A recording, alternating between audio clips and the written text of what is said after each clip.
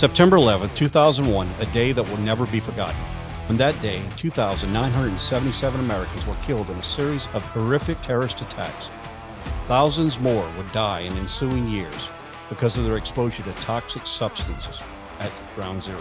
The attack had a profound impact on Americans' law enforcement, from forcing state and local agencies to shift their priorities.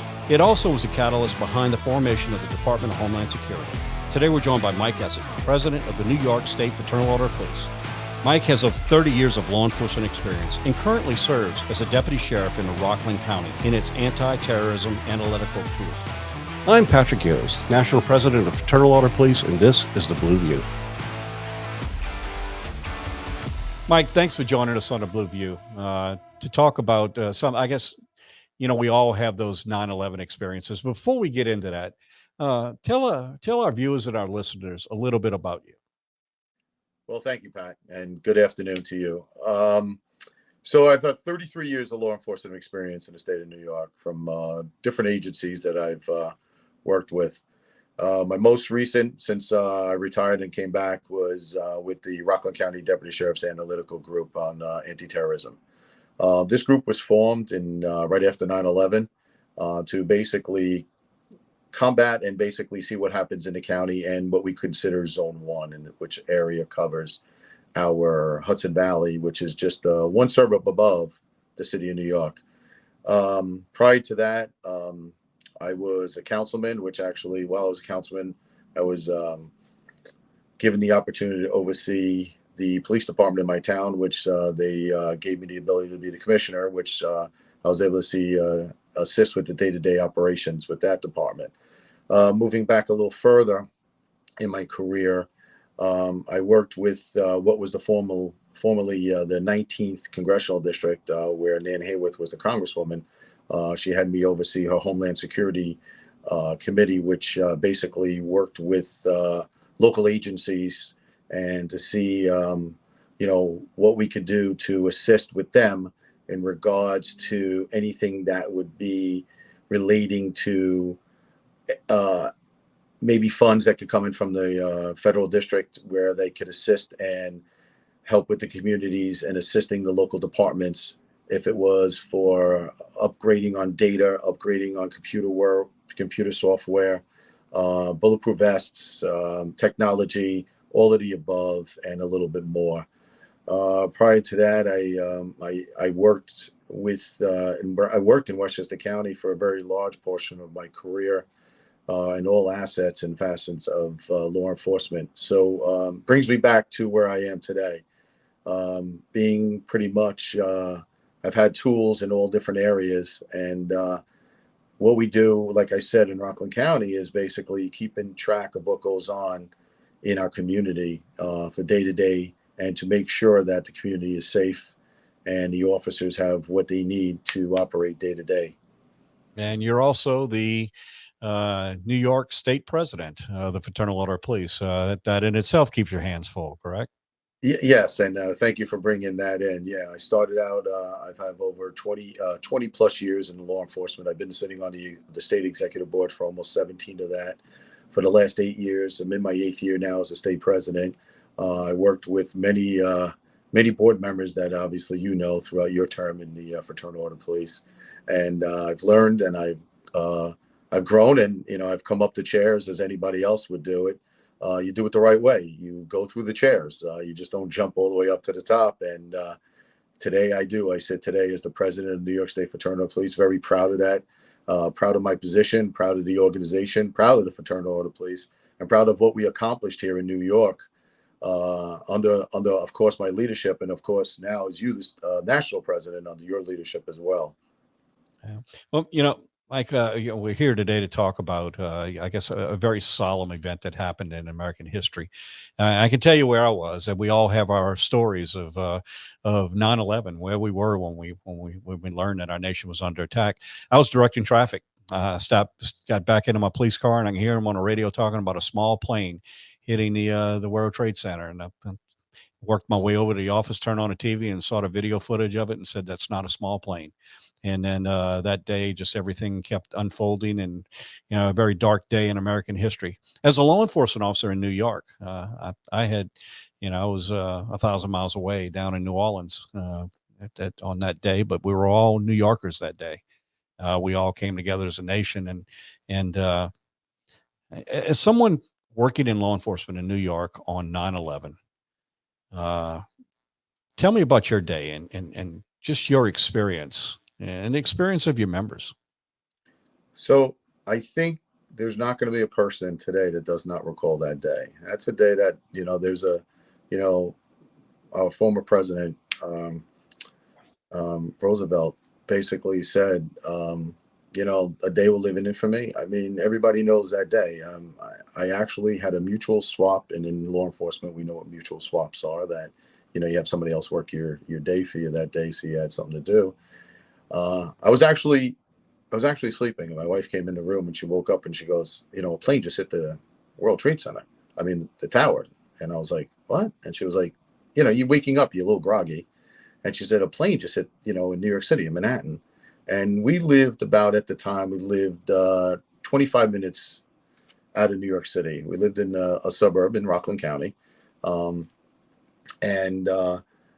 Okay, so I turned the TV on, and, it's showing, from every channel, from all our channels. And before you know it, a second plane hit the next tower. And then, in the back of your mind is like, what's going on? In law enforcement, and you're like, what, the first one? Maybe an accident. The second one? That's not an accident. And, from every media outlet was just going crazy, reporting here, reporting there, and you just really didn't know. And then obviously we didn't have the technology we do today, when, you could just pick up your phones or shoot a quick text. Here's quick text. Technology was a little slow back then. And I do recall, actually having some phone conversations with a couple of colleagues of mine and some friends, and saying, it's weird, just weird. And then people like, you going down, we going down, what's going on? People were waiting, like, what do we do? And it really, what it was is like, it was more of a fear of what's coming next. And then you heard about Pennsylvania, then you heard about DC, and, people like, wait a minute, what the hell is going on? It's really, it brings a chill back into my body now. And maybe some people who may see this will bring a chill as well. Because it just wasn't something we ever thought in our mind, in our wildest imagination, that something like this could happen. And then later that day, a group of us and some other local departments decided, that's it, we're going to take a ride into the city. And we did. I landed, I got into Manhattan probably around 5:00 that afternoon. And it was just chaotic. It was just, you could only go so far with all the amount of rubbish, the amount of stuff on the ground. There was nowhere really you could even really, push yourself towards. It was more on foot. Your car pretty much stopped at a certain part of, pretty much you couldn't go lower than, I don't even know the streets, if I recall now, thinking about how far we went down. And we got out, and, everybody started walking, and, you see, so many people, just all over the place, and we thank, and let me say this, the amount of people you met. And as I remember coming down towards Chamber Street, I remember that. I mean, the amount of people we met was just incredible. And like, how did they get there so fast? People from all over the country was like, we had to come, we had to help. And I'm like, wow.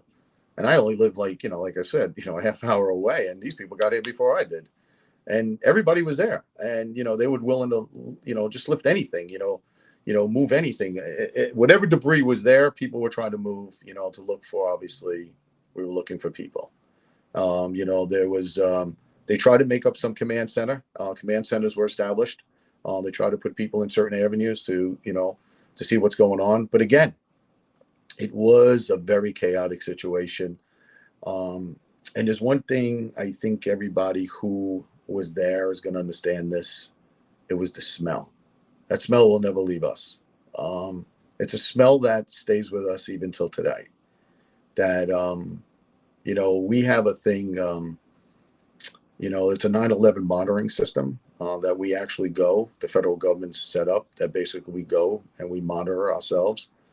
And, I just went a couple of weeks ago, and, you hope and thank God that all your tests come back, okay, for the time being. And it's just something that, we have to live with now. It's just part of us, and we're going to be 21 years in the next couple of weeks.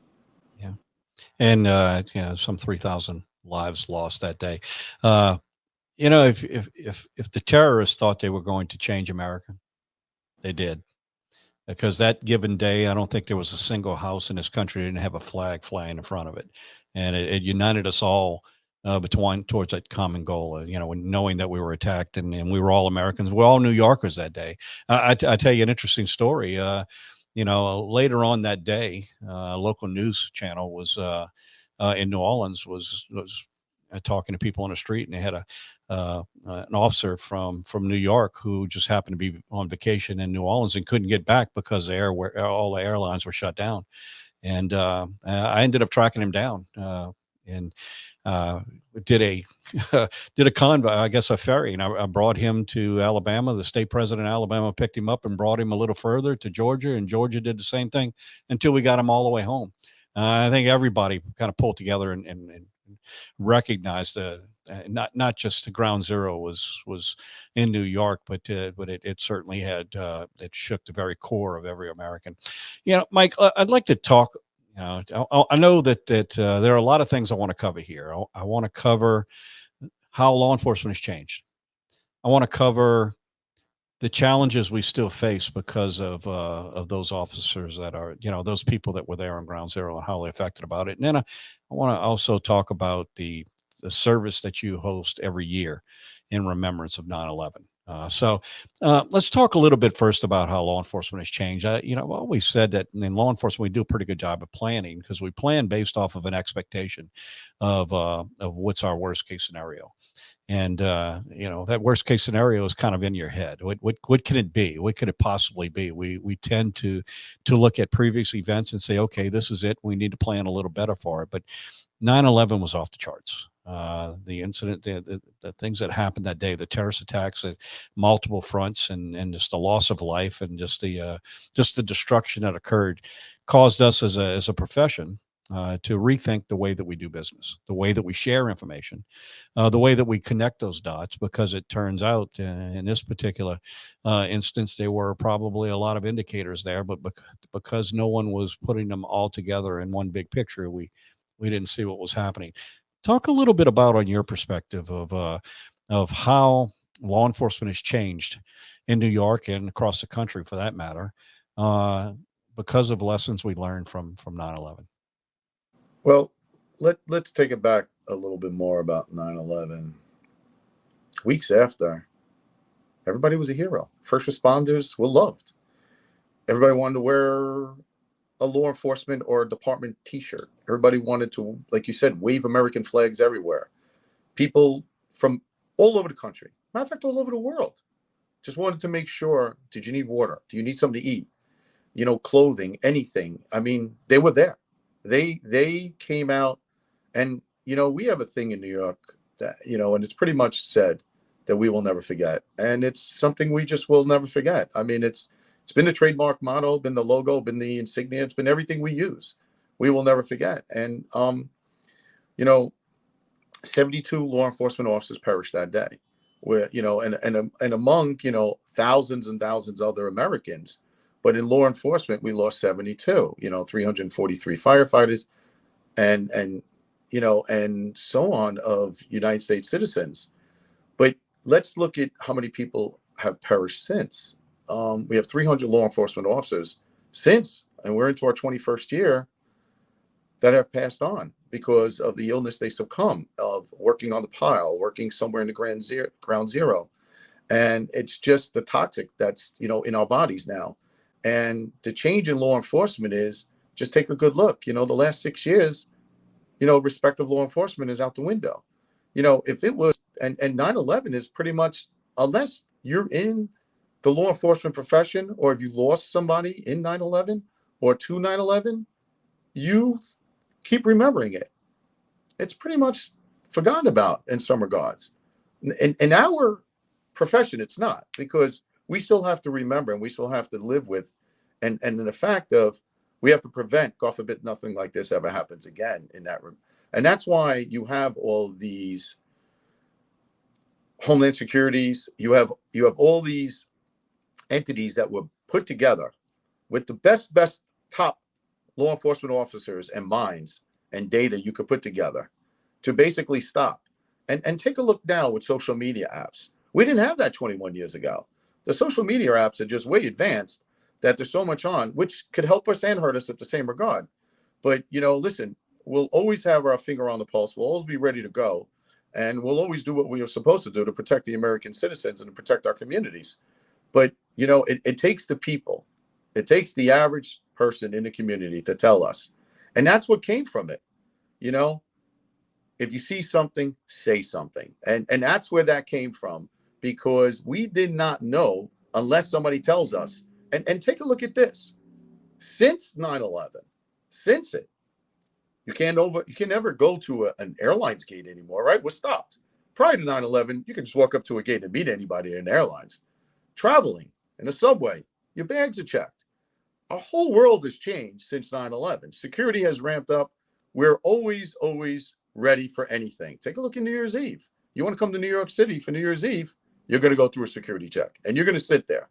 You go anywhere, you're going to go through a security check. It's the way we live our life now. And there's, you look at the kids that graduated and they went to school right after 9/11. That's their life. They only know that.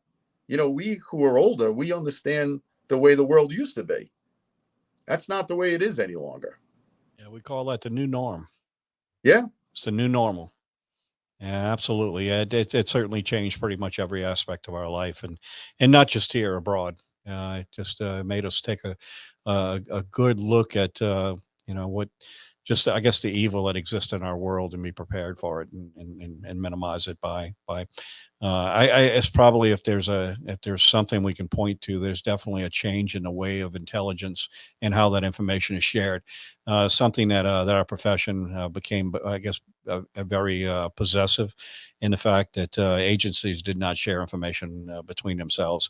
And it turns out, had they done so, we may have seen a picture of this maybe sooner. So definitely some good changes and trends in law enforcement. But, Mike, you brought up the reality.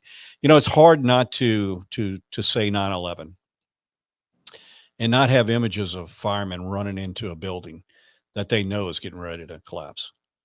Just the heroism. It speaks of who first responders, firemen, and police officers were running in, trying to make a difference at a time when they, even after seeing one building collapse, the reality was there. Yet the heroism that existed that day truly shows the spirit of first responders and who they are and what's in their DNA.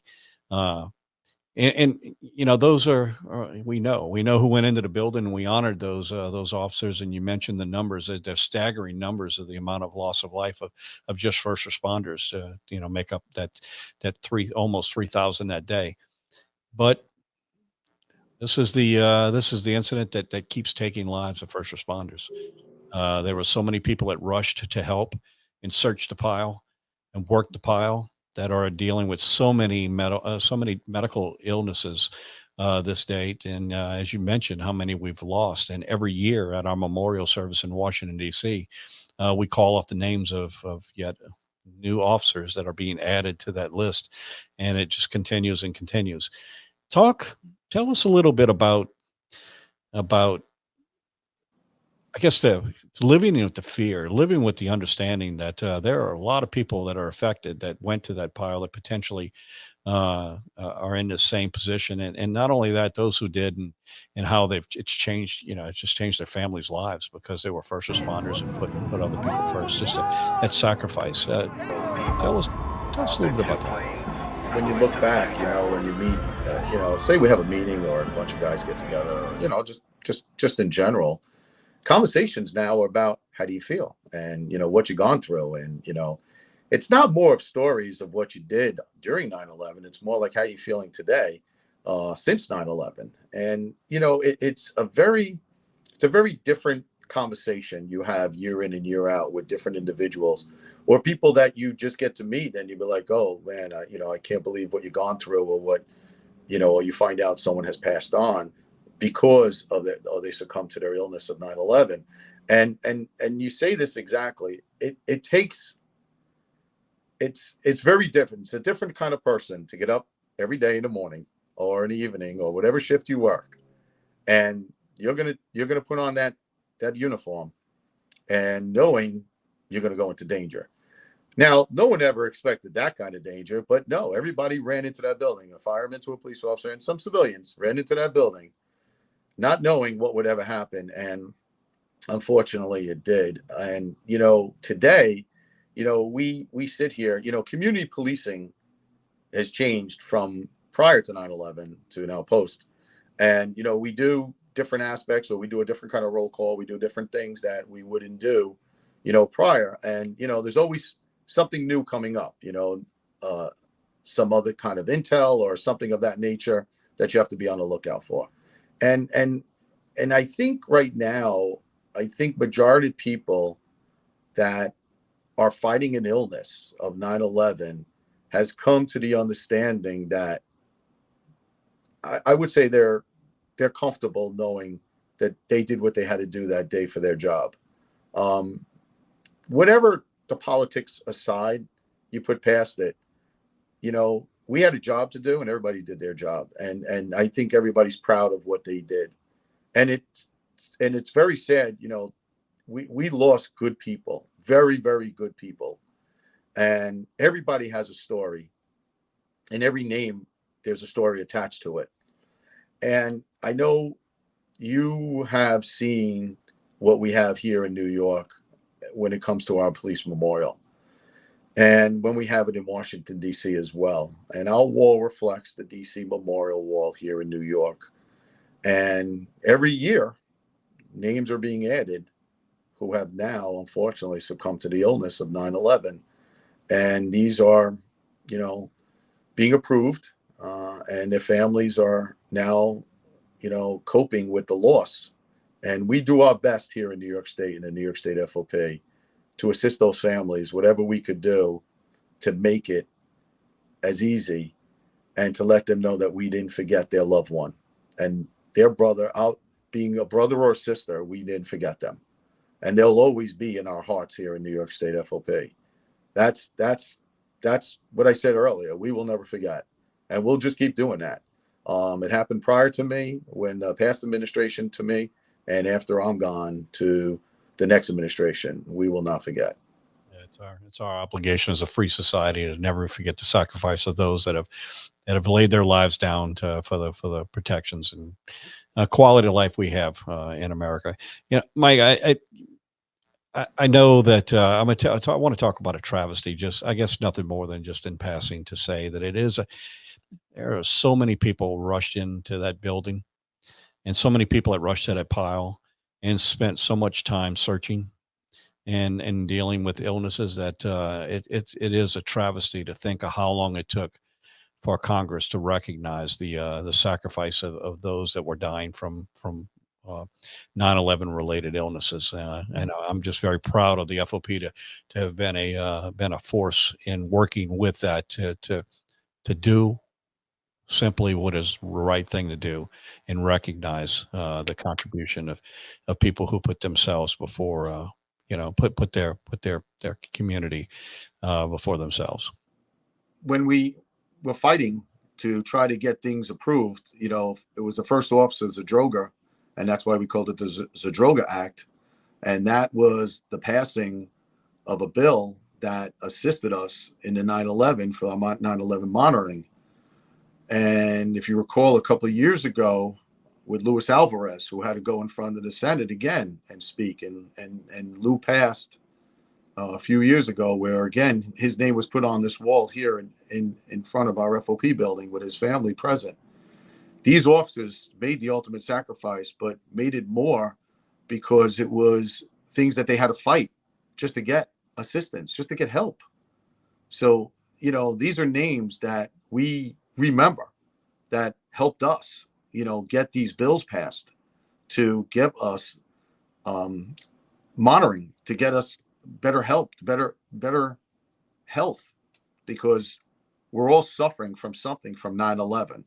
We all have something inside us, no matter what we touched, what we breathe, what we breathe, the breathing, the air, we have no idea. So Mike, I know every year since this incident occurred, um, the Fraternal Order Police has held a remembrance on 9/11. Could you talk a little bit about that and what you are going to do this year? So always the first Saturday in May, here in front of our headquarters in the FOP building in New York, we have a large memorial where over 1,700 names are etched on a wall. And the worst thing we ever want is another name. And unfortunately, it just can't happen. There'll always be one name, because it's not a time that we don't get an email or a message that says another name will be added. And I want, between the National Fraternal Police Auxiliary for helping us and assisting us when we get the information, as well as the National Law Enforcement Memorial Fund, they're also a help with us when we track down names and archives. Archives are a very big thing as well, because we can't forget people that have made the ultimate sacrifice that deserve to be on the wall. And so we'll have a memorial the Saturday before Police Week, always. And then after that, we'll make our way down to DC, where the names will be read again. And while that's here, we have a very large memorial where the families are invited. They come, they get to, their names are called of their family loved ones. They come up, they place a rose by the name, they get to etch the name. They basically get a miniature pin of basically the medal that you guys at the National give them in DC. And then basically what will happen is we'll sit down and have a little lunch with them and get to know the families and see what we could do for the families in the future.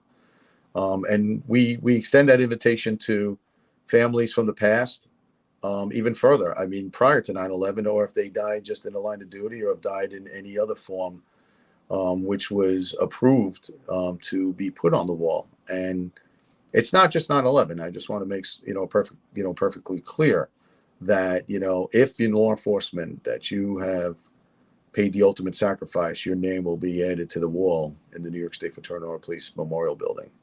And that means a lot to us. Any member of the New York State Fraternal Order Police, we do our very best to just make sure that that family knows that they're never alone, that they're part of our family and we're part of theirs. Mike, I had the opportunity just a few weeks ago to visit that memorial with you, and the striking thing that, and I see a lot of memorials across this country. The striking thing is the amount of names and the size of that memorial. And you and I, the conversation we had about it's not going to be long before you're going to have to expand the memorial just to fit the names.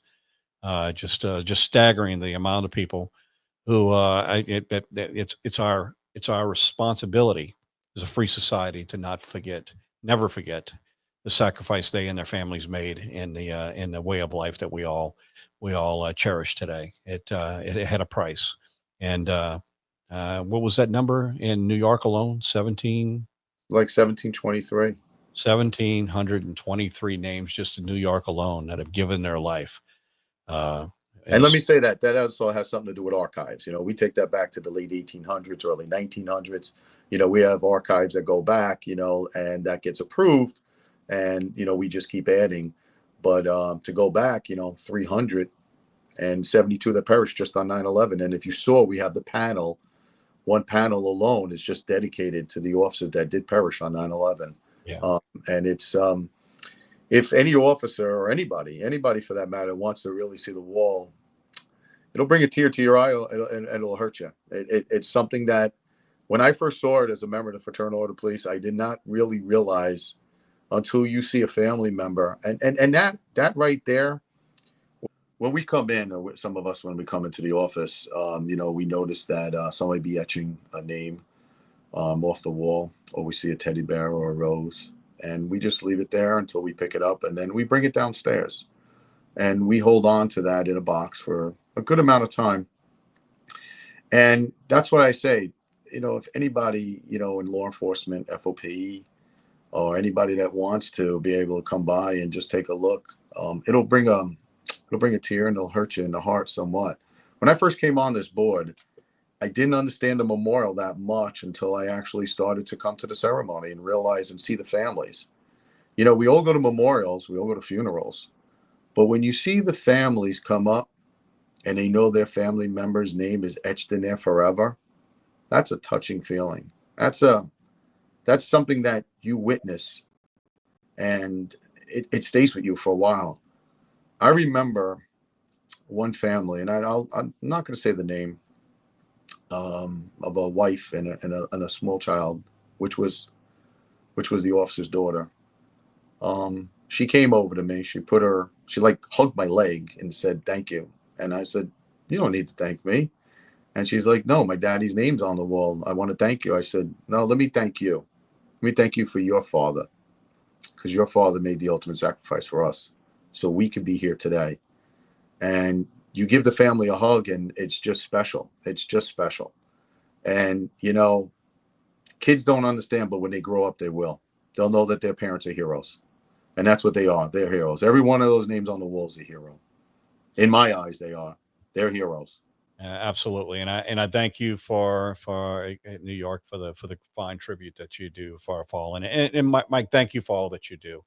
This is Take a break, take a deep breath.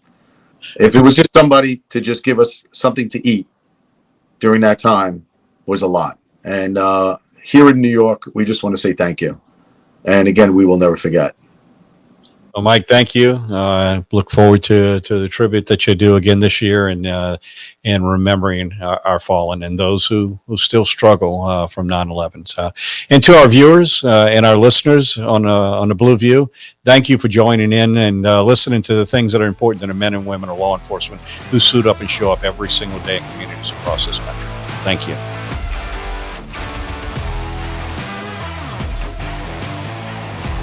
Be sure to subscribe on Apple Podcasts, Spotify, or anywhere else you get your podcasts. To get the latest from the National FOP, make sure to follow us on Twitter and Facebook at GLFOP and on Instagram at FOP National. Thanks again. We'll see you next time.